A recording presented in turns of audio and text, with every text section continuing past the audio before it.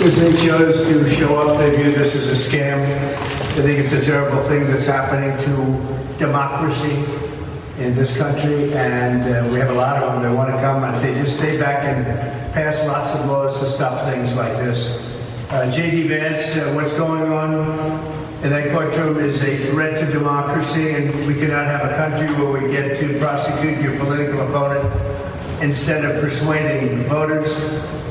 A.G. Byrd, as you know, very highly respected from Iowa. Let the American people decide who the next leader of the free world will be. Politics has absolutely no place in this courtroom. This is all politics. Andy McCarthy, great legal analyst, said none of this is illegal. There's nothing illegal. It's called politics. There's nothing illegal. A lot of people say that. They're all saying that. The only person who won't say it is the judge, because it's a rigged deal. He's conflicted. You got to check that out. But everybody's saying there's no crime. Leo Terrell, up until right now, there's not a single shred of evidence that President Trump participated in a crime of either falsifying records or hiding a campaign or state or federal finance charge. None of it. There's been absolutely nothing.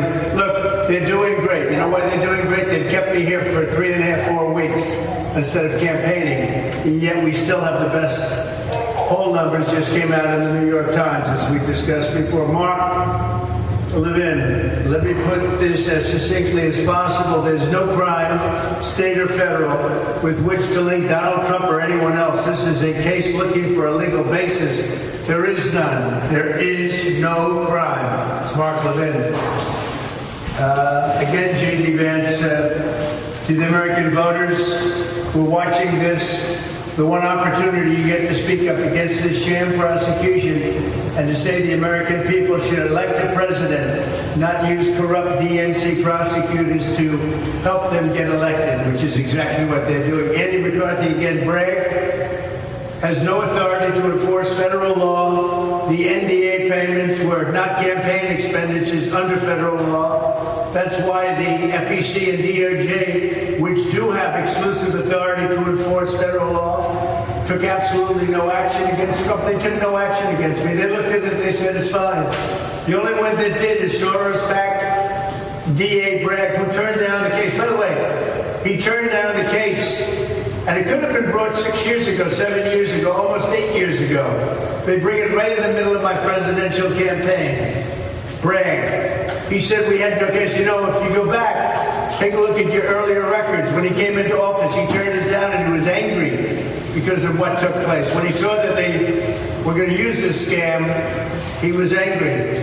Even Michael Smirkanish of CNN, a person 4 or 5 weeks into a trial ought to be told exactly that which they're being prosecuted for, and that hasn't happened. You know why it happened? Because it didn't happen for one very simple reason, because there is no crime. Here's Mark Thiessen. I don't think things are going very well for the prosecution in the court of law. And in the court of public opinion, they're doing even worse.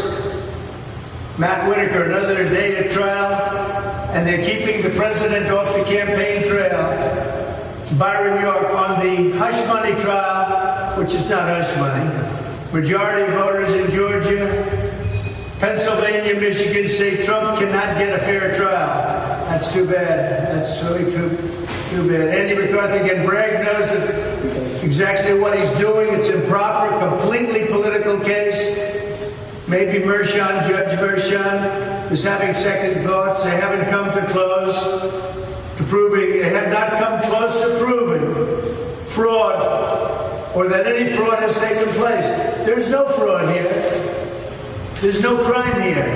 This is 4 weeks of keeping me from not campaigning. Jonathan Turley, can't imagine any competent lawyer would not be embarrassed by what has happened in this courtroom. This day is truly going to go down as a day of infamy for the New York legal system, which is true. The whole world is laughing now at the New York weaponized legal system.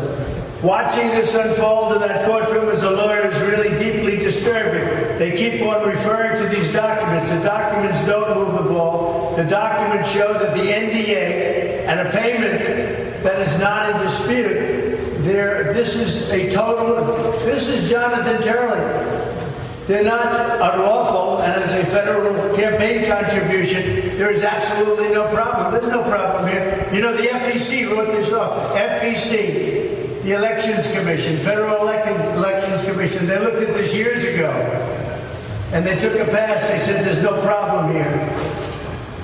Tim Scott, objective is to keep Trump off the campaign trail. That's all they're trying to do, keep him off the campaign trail. Here's the New York Times that just came out a little while ago, where we're leading in every state, the 5 key states, we're leading very substantially, I might add. So it's really a very sad day for the country. It's sad for New York. I mean, New York, that a judge who's highly conflicted at a level that nobody's seen before can possibly, just think of it, and you should go out and check it out. But we have a corrupt judge, and we have a judge who's highly conflicted, and he's keeping me from campaigning. He's an appointed New York judge. He's appointed. You know who appointed him? Democrat politicians. He's appointed. He's a corrupt judge, and he's a conflicted judge, and he ought to let us go out and campaign and get rid of this scam. Every single legal analyst, even CNN, even MSDNC, they're saying there's no case here. Thank you very much. When's the next time you'll be on the campaign trail?